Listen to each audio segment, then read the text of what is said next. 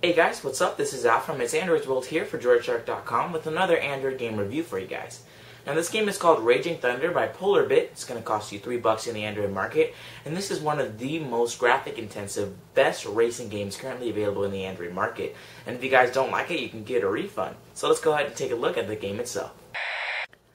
Alright guys, so here we have the game icon itself. You'll see it's just a blue car, it says Raging Thunder, and when we launch it open we get the option to actually enable the sounds. So I'll click yes and turn up the media volume so you guys can hear it. You see it's by Polarbit, and let's go ahead and get into the game. So first off, right when you get to the main menu, you have this blue scroller here that you can actually touch and pull down to scroll through the menu, which is a nice touch. You'll see there we have to start. Here we can go into profiles. You see I have my profile there. We can go into some options, and this is where we can enable the actual language, the music volume, the sound effects volume, the auto acceleration, sensitivity of the tilting, and the steering method. So let's go ahead and go back into help now, and now we can see there's different controls. We can tap here to actually see the different things that the help has to offer us. Going back, and we'll scroll down the menu a little bit, we can go to the leaderboard to see top scores. We can go to about the game to actually see who made the game and some information about the game itself. Scrolling down some more, we can go to more games, and that's just going to show us some more games that the developer of this game has created. And last but not least, we have the exit. So let's go ahead and go into start. This is where we can go into single player or multiplayer mode. We'll just do single player since I'm one person. Tap on arcade, and I can select my car here by actually just selecting which one I want and tapping on it. And here I am in the game itself. So as you can see, all you gotta do is tilt the actual phone, and that'll actually make the car tilt. You see it's extremely sensitive. Now I'm gonna go ahead and pause it and just show you guys the layout of the game. Up here we have the time before we have to reach the check mark. We have our speed, we have our position, our nitro boost, our lap and our time, and the play and pause. So let's go ahead and resume the game now and just show you guys some gameplay. And I'm just gonna show you guys what the game actually looks like.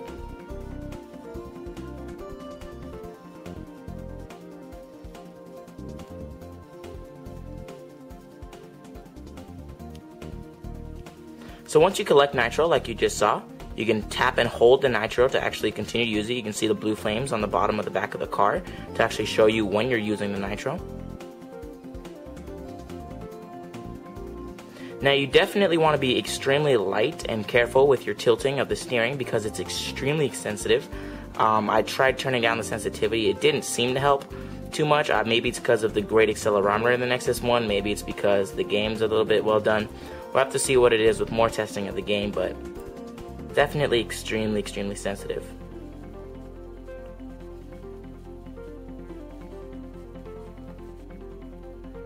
So you see the graphics are actually extremely smooth on the Nexus One. If you have a older generation device like the G1, I'm not sure how great the graphics will look on yours.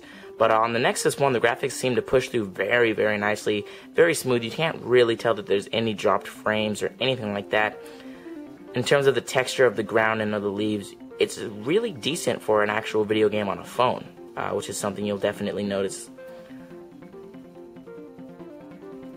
So that's some gameplay. You can see when you pause it, you can resume the race or restart it. You can go into some options. That's pretty much all the options you had before, right in the middle of the race, which is cool. Or you can go back to menu, and that'll actually jump you right back. So there's no confirmation there. Now we can go into championship here and just show you guys the other modes. This is where you can select a car and customize your car, which is pretty cool. And I can go to next, I can select my place, and then you're racing. And this is just the championship mode. It's kind of like a career mode. You're just kind of going through different levels and unlocking new cars, and that's actually how you unlock it. And then there's time attack, and this is where you just get through the actual location as fast as you possibly can. And that's pretty much Raging Thunder. Alright guys, so thanks for watching this Android game review of Raging Thunder. All in all, it's definitely not the best racing game in the Android market. I highly recommend you guys check out the game Asphalt. If you're into the racing games, I do not think Raging Thunder is anywhere near the same class as Asphalt. I think that's a much better game. But what Polarbit did with this game isn't that bad. And since there's a Raging Thunder 2, which you can check my review out of, I think Raging Thunder 2 is a lot better than this. For $3 in the Android market, do I think it's worth it?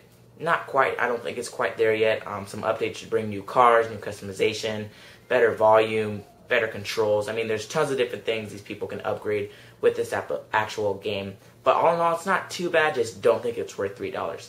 Thanks for watching this Android game review, and I'll see you guys in my next video.